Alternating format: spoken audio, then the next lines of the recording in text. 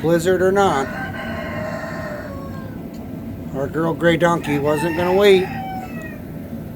So, Blizzard arrived. This morning when we woke up, here he was. Beautiful new addition to the Big Little Asphalt.